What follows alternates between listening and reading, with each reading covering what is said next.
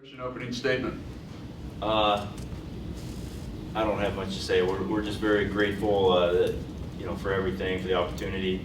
Our kids really did a fantastic job today. We knew we had our hands full, and Minnesota, they were killing it, and so I think all of our All-Americans won their last match, and that's a big deal. So it makes it easier as a coach when your guys win their last match. Usually after a tournament, you have somebody that's. We still have guys that didn't reach their goals, guys that wanted to win and guys that wanted to be All-Americans and place higher. But it feels good for these guys to go out with a win, and we got to enjoy it because it doesn't happen very, very often, obviously. That was the question I was actually going to ask: is how satisfying is it that all the All-Americans finished with a win today? But I guess I'll ask, how satisfying is it that it was so close going into this final round? You guys were trailing a little bit. And I even saw an order form for Minnesota 2014 National Championship T-shirts before that. So how satisfying is it to come away with that close ones at this time? Well, it's satisfying now. It was a long 3 days, and it's going to be a lot easier to sleep tonight. Except we have a 5 a.m. wake up call to get to the airplane, But yeah, it was a tough tournament. This was a tough year. Minnesota had a very tough team, and not only just a good team, but they have tough kids. So they wrestle hard and they respond, and they stepped up to the challenge and they wrestled well. Oklahoma State, obviously the same thing. Iowa, it was a great year for college wrestling, and we're just very, very happy that we were able to, to finish it off with a win.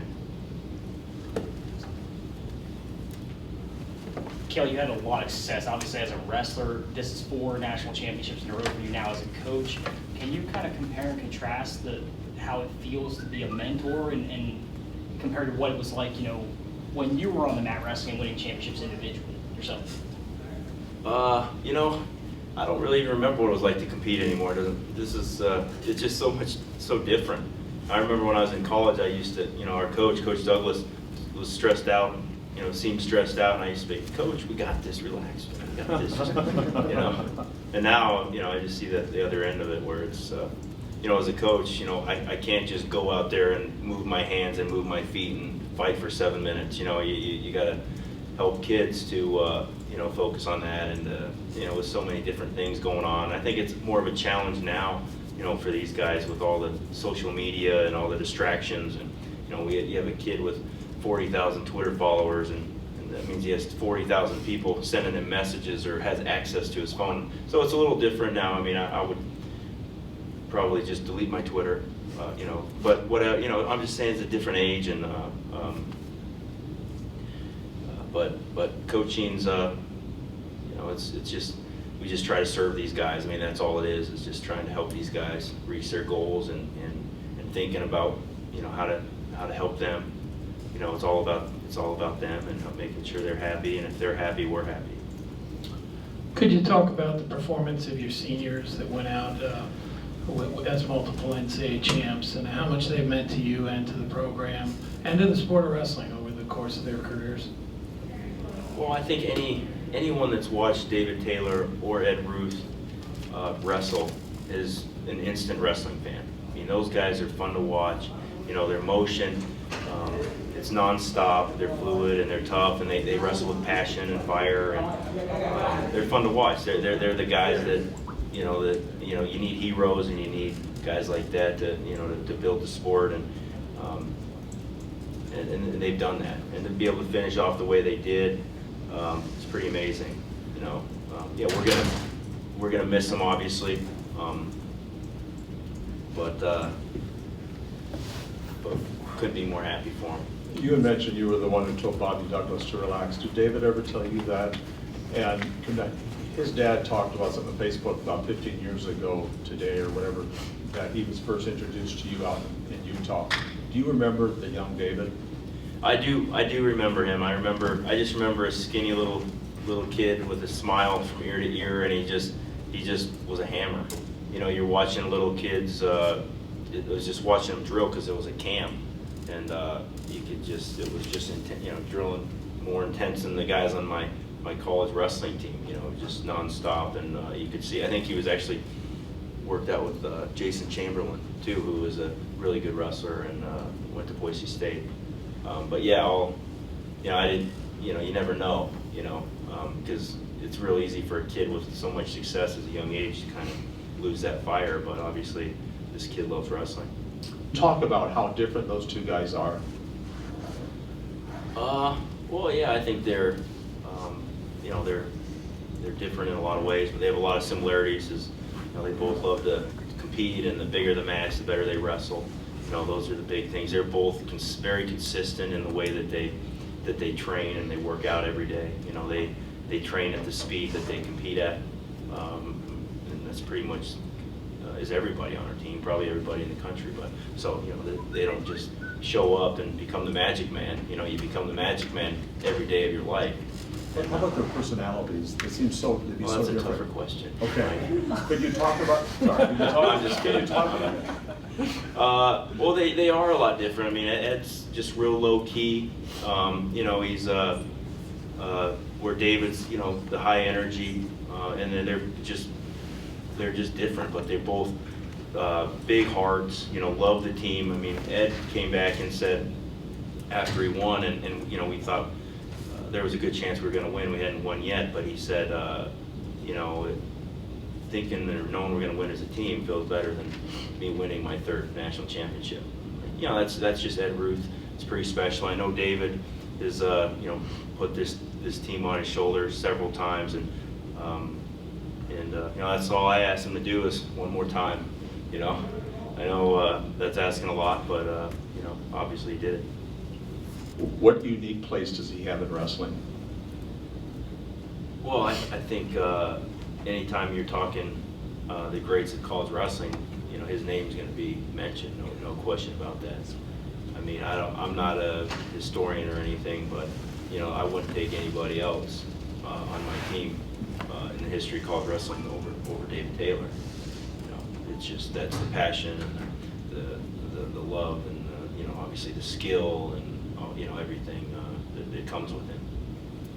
Cael, you've talked in the past about visualization.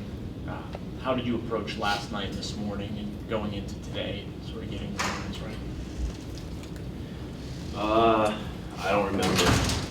I mean, it's like a blur right now, we've been I've visualized and just been planning on winning this tournament since the last year's tournament. And, there were moments there where, you're thinking, wow, we might not win this. And you go like, nah, just like this guy. They got to think positive all the time. You have a negative thought creep in. You got to kick it out right away.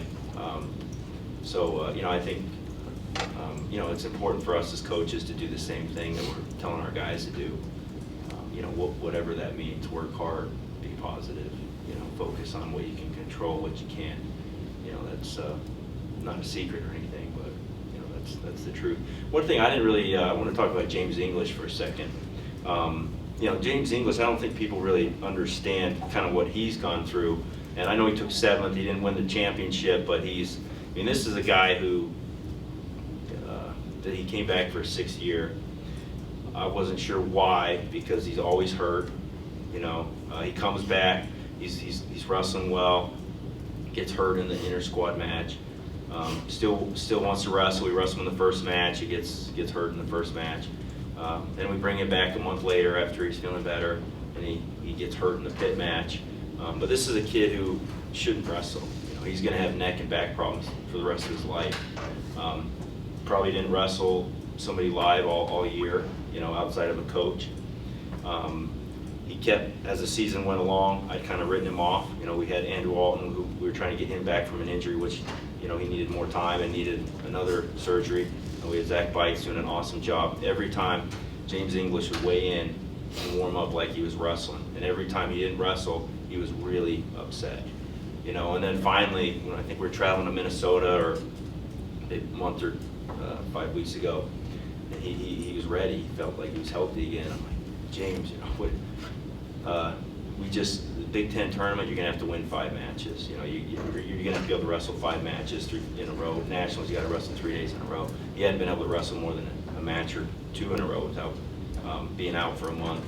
But, so I said, all right, go to this open tournament. Coach Flynn, thank him, he let him in the tournament, said, go see if you can wrestle 4 matches in a row. And he was able to, and so we ended up giving him a wrestle off. But I mean, this is a kid who just unbelievable. I mean, it's really is unbelievable. The kid looks like a 2x4. He's so stiff, he can't move, and he just gutted out some wins. So I mean, that's bigger than wrestling. Obviously, that's bigger than winning championships and all that good stuff. So that's a cool story. You know, I think. But just want to but it's a team game. Obviously, and we had other kids like James Volrath, who was there pushing these guys all along, and Zach Bites, who was ready. You know, he was ready. He was ready to wrestle. But yeah, I mean, I could go on and on. You know, James might write a book someday, but it's pretty special stuff. You know, it was over and over again. I just felt like bringing him in. And I don't know how many times he was in the office and very upset, and and I just kept wrestling with the idea of saying, hey, James, why are you paying why are you paying to go to school again? You know, he's an engineer. He graduated a long time ago. He just keeps finding new majors to pick up, paying tuition and room and board. But so it's a pretty special story.